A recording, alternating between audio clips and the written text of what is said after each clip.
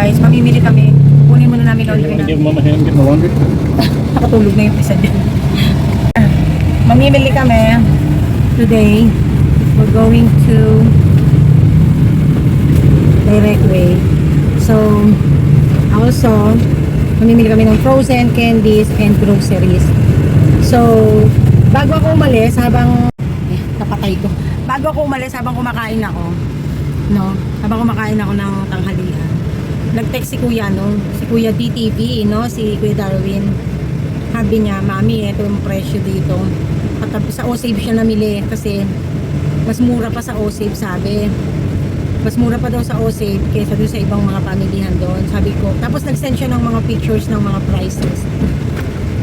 Kaya pala ganun na lang yung mga iba nating mga viewers and subscribers to comment to me kasi nung makita ko nga yung mga price, my gosh, mura pa si O-Save minsan doon sa mga ahente namin.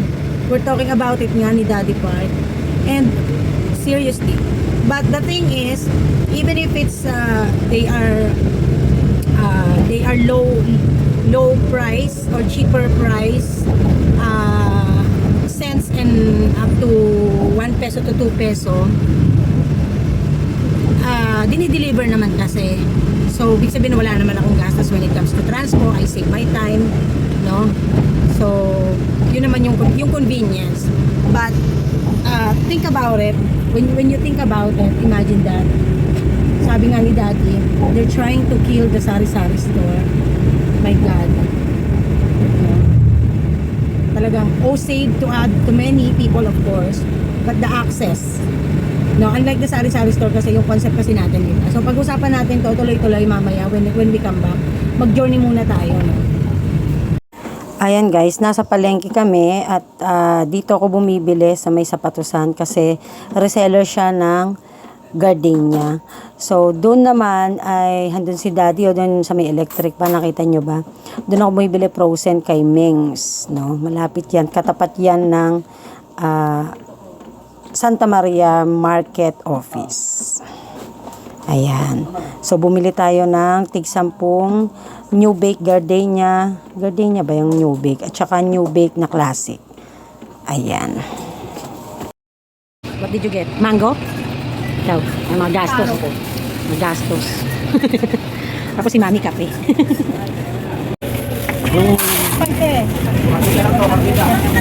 Ha? Ilang ba ginabot? 1, 2, 3, 4, 5, 6, 7, 8. Yung malaki yon kasama? Kasama na blue. 1, 2, 3, 4, 5, 6, 7, 8, 9. Including the big. Ito. Puno na kami guys. Ano pa sa Direct Way.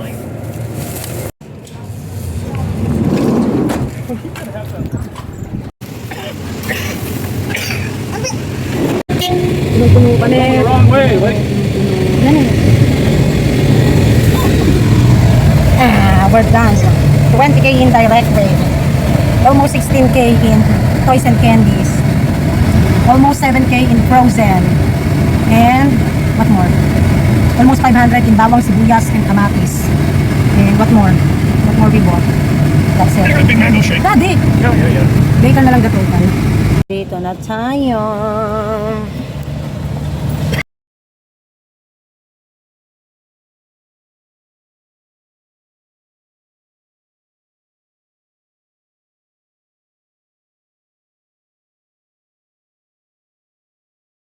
So today lahat ng lumabas na ating gastos sa pamimili, mga dumating na deliver, no? Kasi ang deliver lang naman natin today is yung bagong ahente na 2 box ng Argentina, isang 175 na isang box at saka isang box ng 260.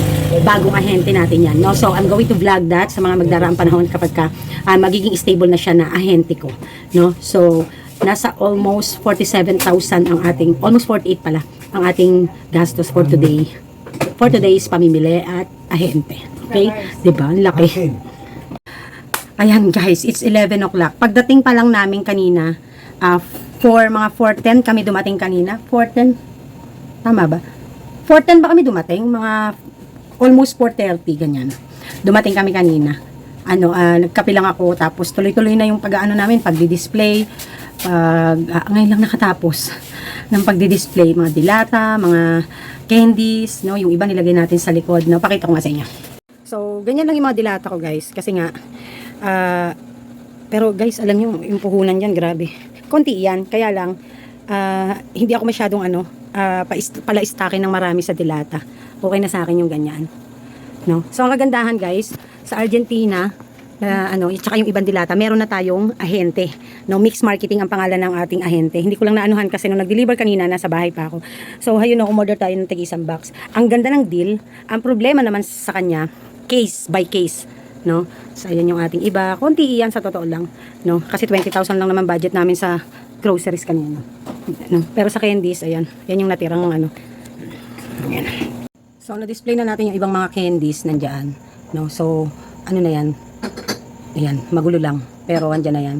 So, isa yan kasi sa napakalakas natin isa yan sa napakalakas natin na paninda rito. Kaya talagang grabe. Ayan, hindi ko malaman paano ko ipipwesto yung cellphone ko. Ayan. So, yun nga, no? Kanina, namili nga tayo, tapos nag-display na tayo. Ayan. And nakakapagod sa totoo lang. Ayan, tabingi. Ayan, ganyan na lang natin. Naku, gagawa pa pala ako order kay Nestle kasi Tuesday naman ang nun. So, bigas naman ang susunod natin, no? Wala pa, ulit-ulit lang pa, ganun-ganun lang tayo. Anyways, pag-usapan natin yung kaninang nasa sasakyan tayo. No? Kasi, magkakwentuhan kami ni Kuya DTV nga kanina. And, syempre, from Italy, OFW na halos 10 taon yata siya doon, o more than, sa Italy.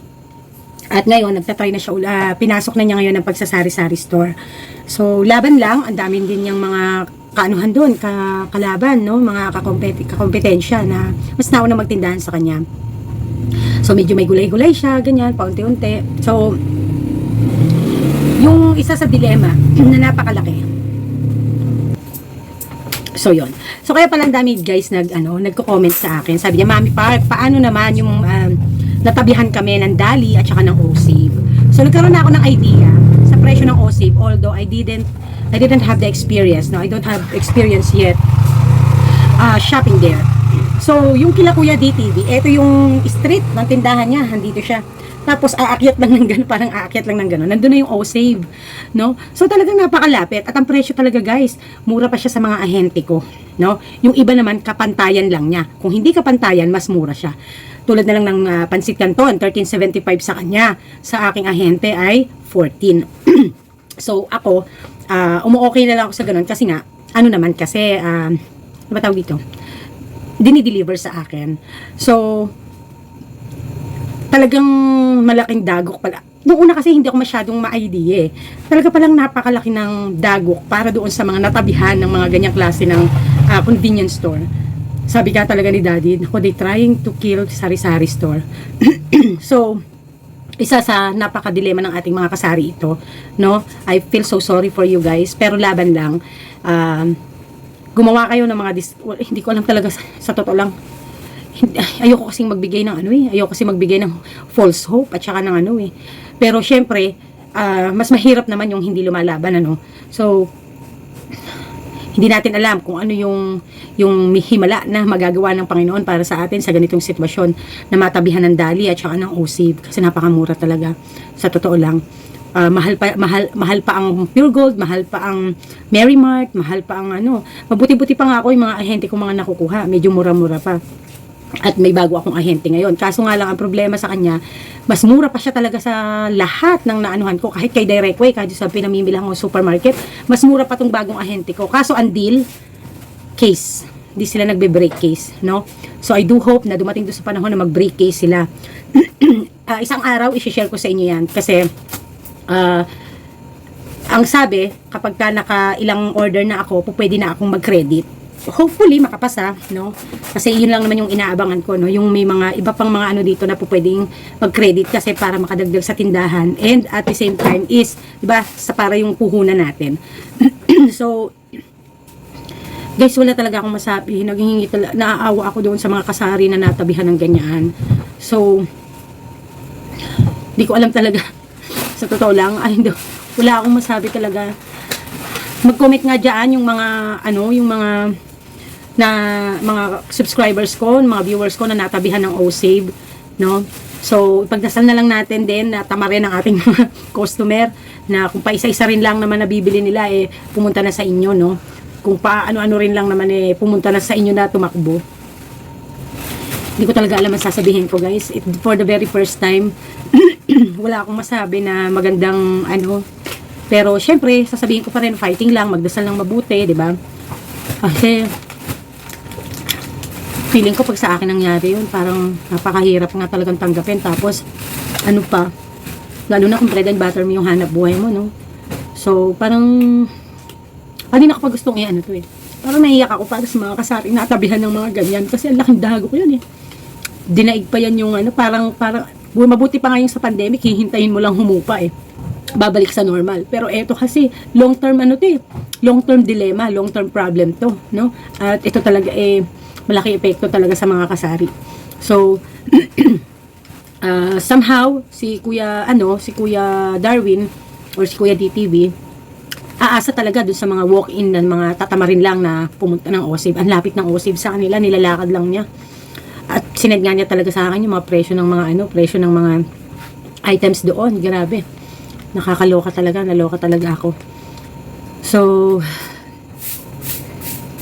hindi ko talaga alam sasabihin ko, guys. For the very first time na nag-vlog tayo, wala akong masabi talaga kasi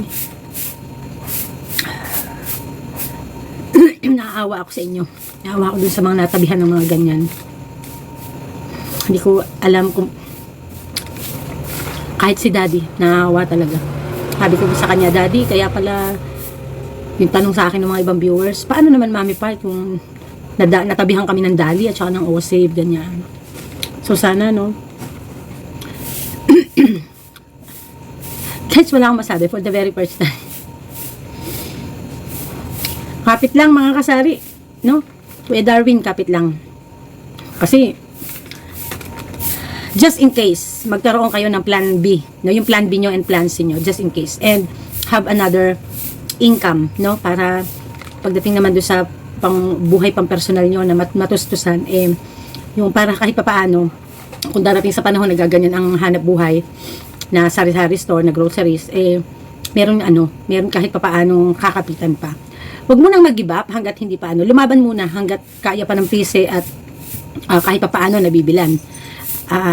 Pero, kung alam nyo na sa tingin nyo, hindi na worth, at o kaya naman, kung hindi naman 24 hours si OSave, take the time na kayo ay bukas. So, yun lang naman yung importante, no? I'm really sorry mga kasari. Hindi ko gusto vlog ko today. I'm so sorry, hindi ko kaya. Hindi ko maano kasi damang-dama ko kayo kahit hindi ako nasa kalagayan nyo. I'm so sorry talaga. Parang ito yung first time kaya vlog na wala akong masabi para sa inyo. Lalo na dyan sa may mga pinagdadaanan na ganyan. Kasi lalo na kapag mahal natin ang hanap buhay natin, no? Yung tatakot tayong mawala. Andun talaga yung kaba natin, yung ano natin. Kasi kung mga kakompetensya lang ng mga kapwa natin sari-sari, makakaya pa natin kahit pa paano, diba? Pero ito ano to no? OSave. Ano to Iba to iba-ibang malaking malaki tong kalaban. So, magdasal, no? Maraming salamat sa inyo, no? Sa panonood. Wala akong masabi talaga. Wala akong masabi, guys. Hindi ko alam kung isasama ko pa to sa vlog ko, pero ito yung icebreaker ko. So, pasintabi sa mga kumakain, ha? Icebreaker natin kasi naiyak talaga ako kanina. Kasi lalo na kapag mahal natin ang hanap buhay natin, no? Tatakot tayong mawala. Andun talaga yung kaba natin, yung ano natin. Kasi kung mga kakompetensya lang ng mga kapwa natin sari-sari, makakaya pa natin kahit pa paano, diba? Pero ito,